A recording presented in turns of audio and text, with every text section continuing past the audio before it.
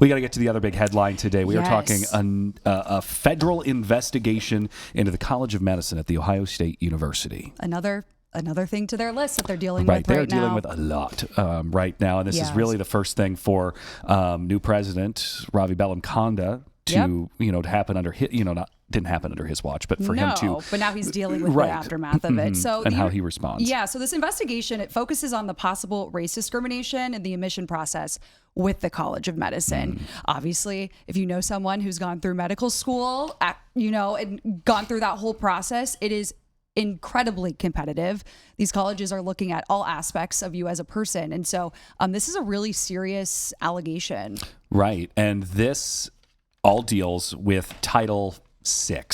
And this is a section of the Civil Rights Act of 1964. And what the DOJ is looking into is if the university violated the outlines of Title VI, which prohibits discrimination based on race, color, national origin. And that is all also regarding federal financial assistance and how that is awarded. Mm-hmm.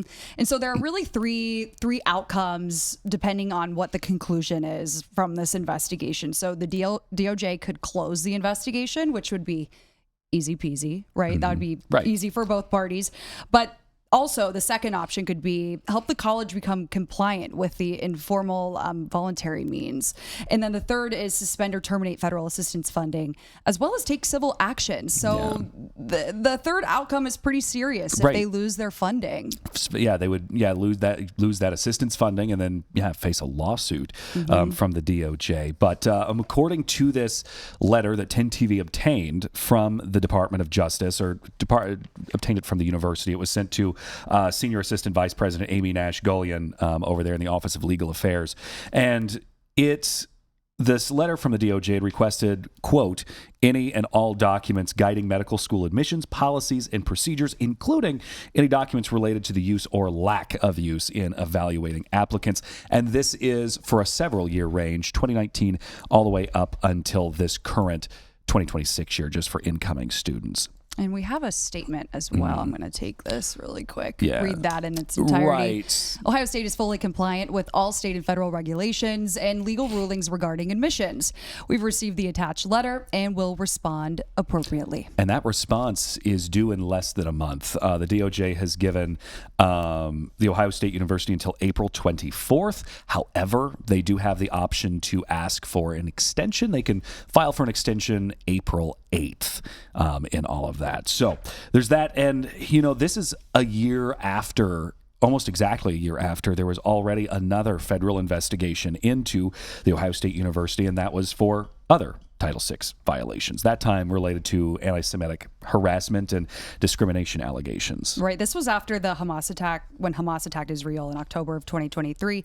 And the Ohio State University said in response to all that, in that investigation, I'm doing the cameras today, everyone, bear with me. But they said that the university, quote, does not discriminate on the basis of race, ethnicity, or any other protected class, and our PhD programs are open to all qualified applicants. So, right. And as the outcome of that one, we saw, earlier in March of that last year, that's when the Trump administration canceled $400 million in grants and contracts with Columbia University. So, and that was over what the government described with Columbia University's failure to stop anti-Semitism on campus, basically as a warning shot to other universities to, hey, if you don't tamp this down, this is what's at stake. And also the Wexner Medical Center CEO, John Warner, and they were still talking about last year's, said in a statement that the College Office of Diversity and Inclusion would sunset effective May 31st, 2025. So that was kind of when the DEI offices at The Ohio State University wound down, and it eliminated the roles for DEI in the College of Medicine in June of 25. So, we'll see where this investigation goes. Like we said, there's three options. The best possible outcome is that the DOJ finds nothing, that the university has complied, and, there's nothing to these allegations, and they just say, cool, go on about your day. Right. Worst possible thing is they lose federal assistance grants and also face a civil lawsuit. Right, definitely really impact the program moving forward. Yes. So we'll keep following that story. Of course, you said April, right? That's when they have to... April 20... Hold on. I know they have to file an extension by April 8th. April 24th. April 24th is when they would, if they do not file for the extension, they have less than a month to hand over all of these documents. Obviously, per the statement from the Ohio State University, that the legal team's handling this, and they're looking into these requests to see what is there, what is required to be turned over, and was there any wrongdoing? Right. Okay.